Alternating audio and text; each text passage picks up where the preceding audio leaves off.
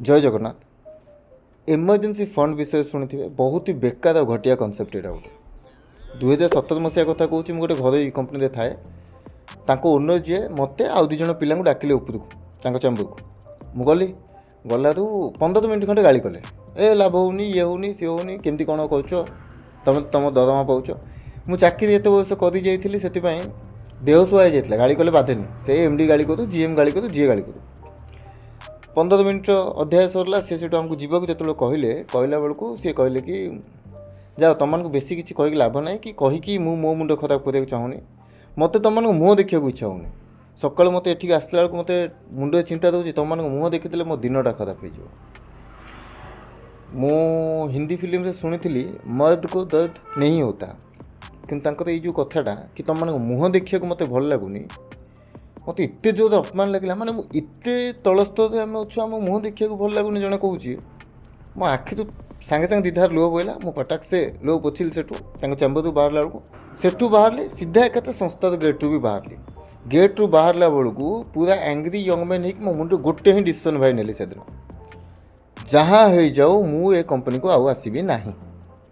सेठू बाहर की सीधा बाहर घर को क्या किसी कहु ना सीधा बाहर घर को घर सेठू 12 किलोमीटर थाए मुझे 12 किलोमीटर गाड़ी दे गली पाखापाखि मत धीरे सुस्थे गला बेलू 25 मिनिट अध घंटा लगे से अध घंटा समय देकी जो मो घर गेट भितर को पशिली से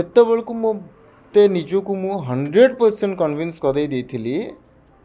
छाड़ भाई मालिक कहवा कथा कहला किए एत कथा शुणुची सी कहला ता काम सी कला आम कम आम करवा ये सब बेकार कथा को लेकिन चलले जीवन बंची हेबन आउ कन्विन्स मुझे कहीं कदेली जानते कहीं मो मन सीना अपमान लगे तू छाड़ी पला एत एमती जगह रहा ठीक नुह कि मो ब्रेन को जना था भाई राशन भी किणवार अच्छी ईएमआई भी पाखे आसला घर भड़ा भी पाखे आसला इलेक्ट्रिक बिल भी दबार अच्छी तो पाखे पैसा ना जदि जॉब छाड़ी दौचु ताले बंधा पड़ो से सिचुएशन परठू मु आज जाए केबे भी भाविनी कि केबे भी क्या कहनी जे इमरजेंसी फंड कौन सी वैल्यू ना कि बोरिंग टॉपिक समस्त को भाई राति अधिया असुविधा पड़िया जाए जग ना प्रेस्टीज जीवा जाए जग ना बेसिकली आज वीडियो आम बुझा इमरजेंसी फंड को आम स्टेप बाय स्टेप केम तैयारी करवा इमरजेंसी फंड तो कौन आप जानी इमरजेंसी फंड कौन ये गोटे आपणकर जरुरीकालीन पांठी इमरजेंसी काम दब बेसिकली इमरजेंसी फंड कौन ये गोटे चोरा पकेट जिते आम हाथ में सब सरी जाए लोक आगे मेला को जाऊे पैसा चोरी होगला कि कौन होगला ताले से पैसा घर को फेरुले सेमती वर्तमान समय आम पाखे जब कौटी पैसा ना कि ना ताले इमरजेंसी फंड जब आम रखी से पैसा आम आम लाइफ को पुणी ट्रैक रखिपर ठीक अच्छे यहाँ गोटे एमतिया पांठी जोटा अलग थाए आम नॉर्मल अकाउंट न रखी आम ताकू 2-3 भाग रखू कि भाग कैश रखू कि भाग बैंक रखू कि भाग इन्वेस्ट करदेव जो पैसा टी बढ़ी जाए यहाँ है इमरजेंसी फंड केवल इमरजेंसी काम दिए एवं इम्पोर्टाट कथा है हिसाब केमती करवा इमरजेंसी फंड को आम हिसाब केमती करवा या हिसाब करने आप प्रथम निज गोटे मासर हिसाब देखूँ केते आपणकर खर्च इच एंड एव्री खर्च आप जोड़े जोटा बिना आप चली पारे ना तादे जदि आपंकर किसी अलग अभ्यास भी अच्छी जमीक लोक बहुत जन पान पुड़िया अभ्यास अच्छी से सब भी जब अच्छी ताहले भी लिखिक रखिए एग्जांपल नवा आम तो मासिक खर्च आसी सपोज घर भड़ा इलेक्ट्रिक बिल ग्रोसरी ईएमआई गाड़ी तेल खर्च निज खर्च ये सब खर्च बाकी मुझे कहली आपंकर जब सेमती किसी अभ्यास अच्छी जोटा को आप छाड़ी पारे ना ताले सेटा को भी आप लिखिए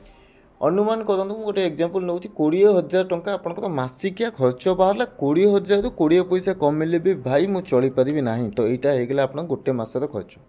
एबे आपण काम होला एतिकी पैसा को आपण रखिबे केते मास पाई जेमती कि बहुत जन बड़ बड़ फाइनेंस चैनल देखिए कौन 24 मास बहुत जन कहते 12 मास बहुत जन कहते 6 मास एमती सब कहते 24 मास माने गोटे मासर खर्च आप बाहर कले 20,000 से हिसाब से 24 मास आप रखिए 24 मास जब जन रखुची तार हो पाखापाखि 4,80,000 जदि 12 मास रखुची 2,40,000 6 मास रखुची 1,20,000 किंतु ये असुविधा है भाई जो बेचारा लोक विषय आम कथा होचे कि जहाँ विषय भी आम कथा होचे को समस्त अप्लाई करेंगे इमरजेंसी फंड को आप हाउस वाइफ हेल्ले भी करेंगे आप बेपारी हूँ चाकरी हूँ जी भी हूँ जो लोकटी मासକୁ 20-30 हज़ार इनकम करुच्ची तार खर्चरे ही सब पैसा पलाऊँगी सी एत बड़ अमाउंट आणव कौटू 4,80,000 जदि सी चिंता कर रखापी सी प्रथम दिन ही डर कह भाई मोर दरकार नहीं मुझे रखिपारि प्रथम दिन ही आपण ब्रेन आपन को सपोर्ट करिवो नहीं ठीक ना। आमे आपको बुझा आम भाषा आम लाइफस्टाइल हिसाब से आम ओडिशा जहाँ मु अवस्था देखी मो जीवन में मुझे देखी से हिसाब से आमको बेसी नहीं प्रथम 3 मास रखा टार्गेट करने कथा। बहुत जन 6 मास 12 मास 24 मास आप 48 मास भी करेंगे किसी असुविधा नहीं। ताद्वारा कौन हम 48 मास जाए भी जब आप चाकरी बाकरी न रहे ताहले भी आपको फरक पड़ो ना। तो मुझे अधिक रखिपारे भल मु कौच आपको इनिशियली जदि आप टंकाटे भी रखी ना आप ओनली 3 मास ही प्लान करूँ। आपण खर्च मासू 20,000 3 मास 60,000 आपण खर्च मासू 30,000 3 मास 90,000 ठीक। तापर आप 4 5 6 7 आड़ को जी कि प्रथम मुंड रखते मत 3 मासर माइलस्टोन जाए पहुँचबार अच्छे ये हो गला कथा। 3 मासर माइलस्टोन जाए पहुँचापी आपणकर प्रथम स्टेप प्रथम टार्गेट कौन हम यहाँ है 3 मास टार्गेट 60,000 है कि 90,000 है जहाँ भी आप डिसाइड करेंगे। जदि आप डायरेक्ट टार्गेट आपको करेंगे 3 मासर फंड को ताले आपको पैनिक लगे आपको लगे जे यहाँ प्रैक्टिकल हेनी ब्रेन एक्सेप्ट करनी आप डिसिप्लिन फॉलो करें ना। से आपंकर फास्ट इमीडिएट स्टेप हवा दरकार कि आपण गोटे मासर आग अचीव करने को ट्राए करूँ। 20,000 आपंकर मासकर खर्च आप 20,000 उपर फोकस रखु बिल्कुल 3 मास आड़ को भी जीवार ना 6 मास 9 मास 12 मास 24 मास कि ना ओडिया कथा अच्छी ना नाई मामूठू कणा मामू भल। तो से 3 मास छाड़ी आप प्रथम फोकस करूँ गोटे मासर पैसा मो हाथ में रहा दरकार अलग अकाउंट रे होगला। गोटे मास जो आप पूरा करदे आपन गोटे कॉन्फिडेंस फील हम आपन ब्रेन आपको रिवार्ड दब जे हाँ भाई तू करूँ तापर आप इजिली आहरी आगू बढ़ी पारे। एबे गोटे मास करवा भी केमती करेंगे तार सीधा साधा कैलकुलेशन आपंकर गोटे रेगुलर फंड आसो रेगुलर पैसा रखिए जोटा कि आपन मंथली इनकम आपण जॉब होल्डर हूँ बिजनेस वाला हूँ कि आप हाउस वाइफ हूँ आप